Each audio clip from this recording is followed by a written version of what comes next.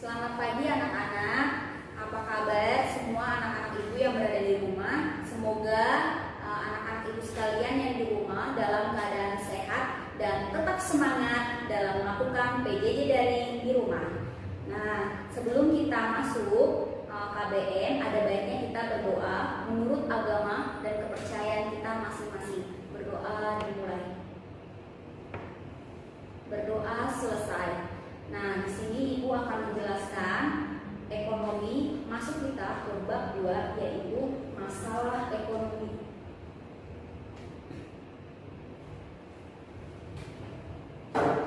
Sebelum Ibu akan menjelaskan materi masalah ekonomi, Ibu akan menjelaskan dulu tujuan pembelajaran dari materi kita. Yang pertama, menjelaskan kebutuhan manusia yang tidak terbatas. Yang kedua, menjelaskan barang dan jasa sebagai alat pemuas kebutuhan manusia. Yang ketiga, menjelaskan kelangkaan sebagai masalah pokok ekonomi. Yang keempat, menjelaskan masalah-masalah ekonomi mikro.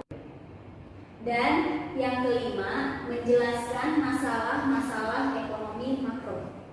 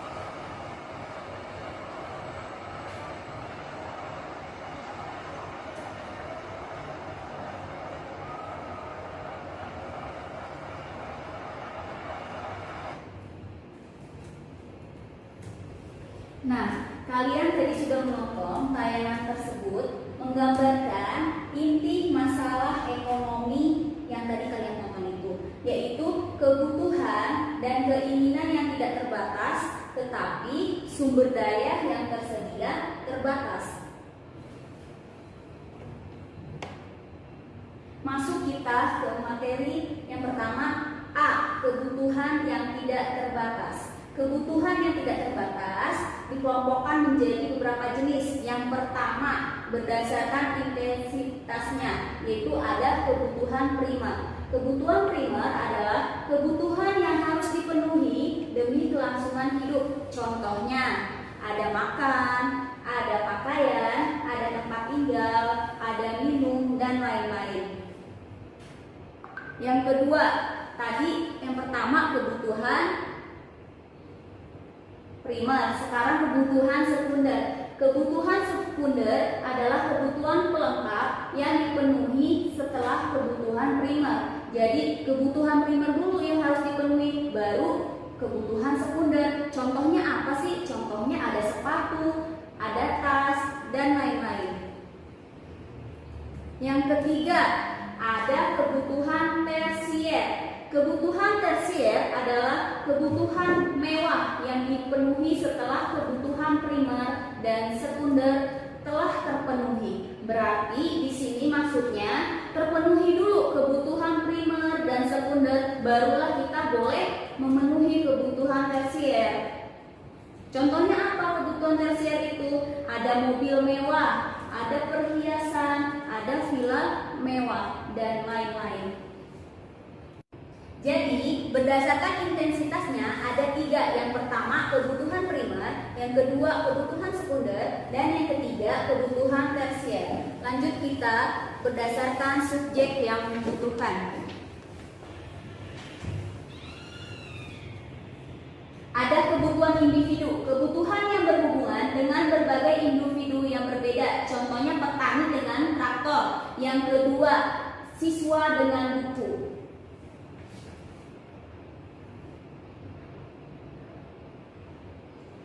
Lanjut, kebutuhan umum. Kebutuhan umum adalah kebutuhan yang berhubungan dengan masyarakat atau disebut juga kebutuhan sosial. Contohnya apa? Jalan raya, jaringan listrik. Lanjut, berdasarkan waktu. Ada kebutuhan sekarang. Kebutuhan sekarang, kebutuhan yang tidak dapat ditunda pemenuhannya dan harus dilakukan saat ini. Contohnya, orang sakit harus segera berobat atau dirawat di rumah sakit. Contoh yang lain apa sih Bu? Contoh yang lain misalnya makan. Kita lapar nih, ya kita harus segera makan. Kita haus, kita harus apa? Kita harus minum. Lanjut, ada kebutuhan masa mendatang. Kebutuhan masa mendatang adalah kebutuhan yang dirancang atau direncanakan untuk terpenuhi di masa depan. Contohnya apa?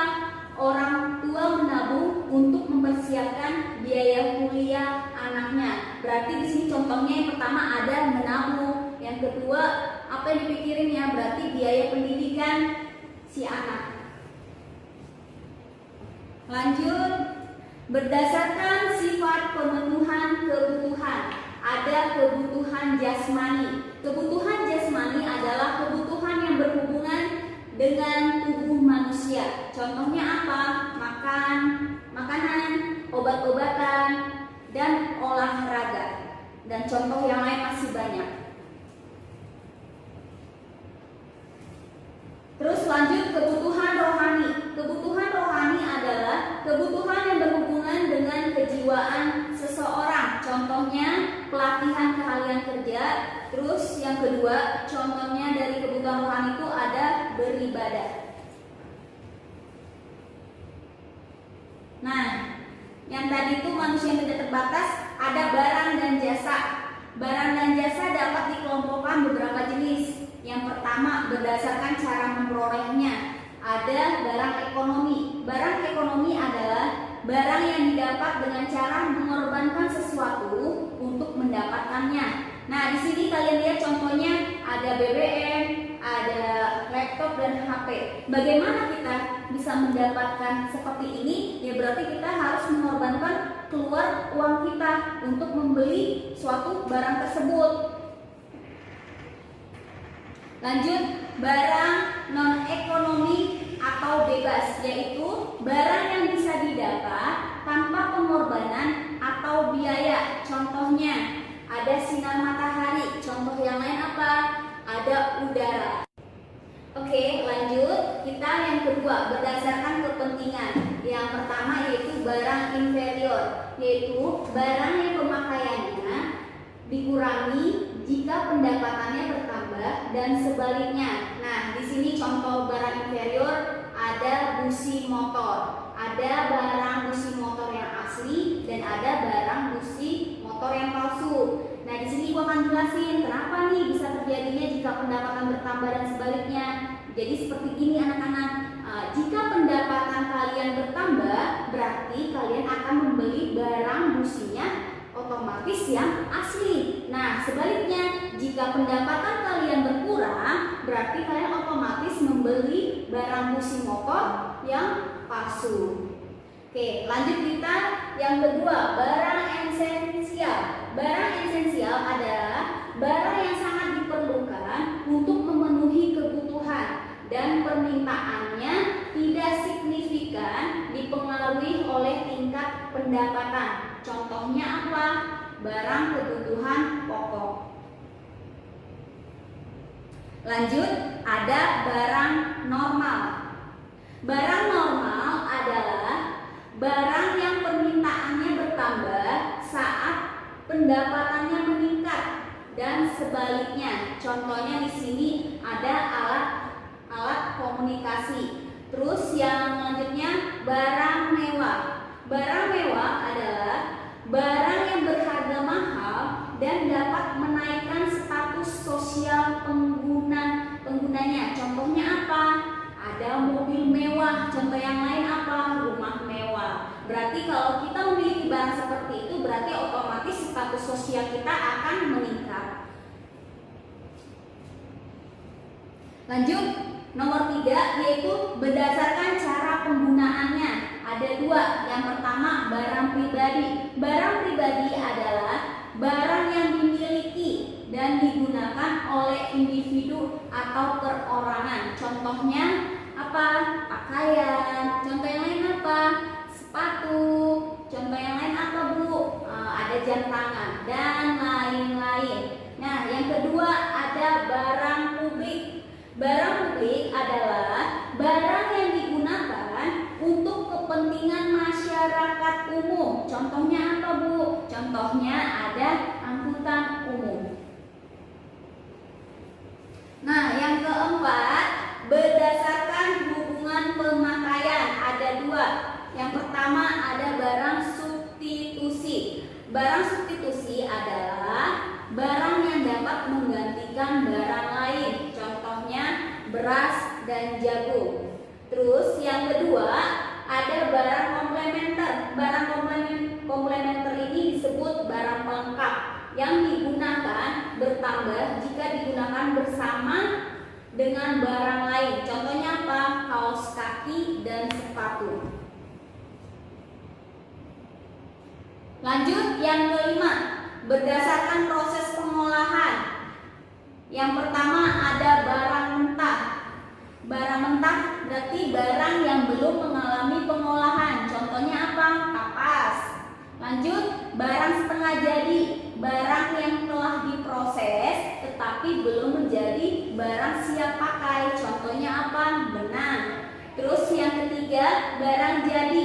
Barang yang telah diproses hingga siap untuk digunakan. Contohnya baju. Berdasarkan bentuk dan sifat ada 2. Yang pertama, barang tetap. Barang tetap adalah barang yang sifatnya tetap dan tahan lama. Contohnya mesin pabrik. Terus yang kedua, barang bergerak. Barang yang sifatnya tidak tetap dan masa pemakaiannya pendek. Contohnya apa? Bahan bakar. Lanjut kita ke kelangkaan. Kelangkaan adalah keterbatasan sumber daya untuk memenuhi kebutuhan manusia. Contohnya di sini kalian bisa lihat yaitu tempat bermain untuk anak-anak di kota besar. Lanjut, penyebab terjadinya kelangkaan.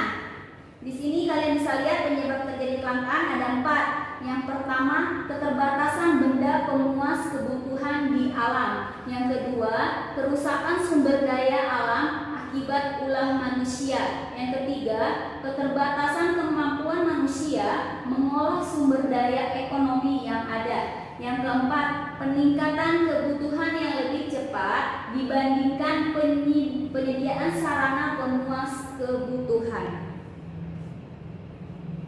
Lanjut, ada masalah ekonomi mikro. Di sini ada 3 masalah ekonomi mikro. Ada apa dan berapa yang diproduksi, berapa banyak yang diproduksi dan apa yang diproduksi. Yang kedua, bagaimana cara memproduksinya. Yang ketiga, untuk siapa barang diproduksi. Nah, masalah ekonomi dalam konteks ekonomi ada 5. Yang pertama, pertumbuhan ekonomi. Yang kedua, masalah ketidakstabilan kegiatan ekonomi. Yang ketiga, masalah pengangguran. Yang keempat, masalah inflasi. Yang kelima, masalah neraca perdagangan dan neraca pembayaran. Jadi kesimpulan dari yang Ibu jelaskan barusan yaitu kebutuhan yang tidak terbatas ada 4. Yang pertama, berdasarkan intensitasnya. Berdasarkan intensitasnya tadi ada berapa? Ada 3. Ada kebutuhan primer, sekunder, dan tersier. Terus yang kedua, berdasarkan subjek yang membutuhkan. Tadi di situ sudah dijelaskan ada 2 berdasarkan subjek yang membutuhkan, ada individu, ada umum. Lanjut yang ketiga, berdasarkan waktu. Berdasarkan waktu ada 2, berdasarkan waktu sekarang dan masa yang akan datang. Terus yang keempat, berdasarkan sifat pemenuhan kebutuhan. Berdasarkan sifat pemenuhan kebutuhan ada dua, ada jasmani dan rohani. Lanjut, tadi sudah masuk kebutuhan yang tidak terbatas, berarti sekarang yang kedua barang dan jasa. Tadi sudah dijelaskan, barang dan jasa itu ada 6 bagian. Kita sebutin nih satu-satu, masih ingat nggak kalian? Yang tadi sudah Ibu jelaskan. Yang pertama ada berdasarkan cara memperoleh. Cara memperolehnya itu ada dua, barang ekonomi dan barang non ekonomi atau bebas. Yang kedua berdasarkan kepentingan, berarti ada barang inferior, esensial, barang normal, dan barang mewah.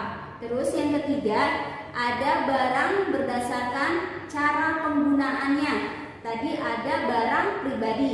Terus yang keempat berdasarkan hubungan pemakaiannya. Ada dua, barang substitusi dan barang komplementer. Terus yang kelima ada barang berdasarkan proses pengolahannya. Ada tiga, ada barang mentah, ada barang siap jadi, setengah jadi, dan yang ketiga ada barang jadi. Lanjut yang keenam berdasarkan bentuk dan sifatnya. Ada dua, yaitu barang tetap dan barang bergerak. Lanjut yang tadi kebutuhan yang tidak terbatas, barang dan jasa. Lanjut kita kelangkaan. Kelangkaan tadi sudah dijelaskan, ada tadi pengertian kelangkaan apa, dan ini ada yang kedua penyebab dari kelangkaan. Lanjut lagi kita ke masalah ekonomi mikro. Tadi sudah dijelaskan masalah ekonomi mikro ada 5 tadi ya. Terus yang E berarti masalah ekonomi dalam konteks ekonomi. Demikian materi dan kesimpulan yang Ibu sampaikan. Jika ada penyampaian Ibu yang salah, mohon dimaklumi ya Nak. Sekian dan terima kasih. Tetap semangat dalam melakukan PJJ dari di rumah. Ditunggu ya video selanjutnya. Terima kasih. Dah.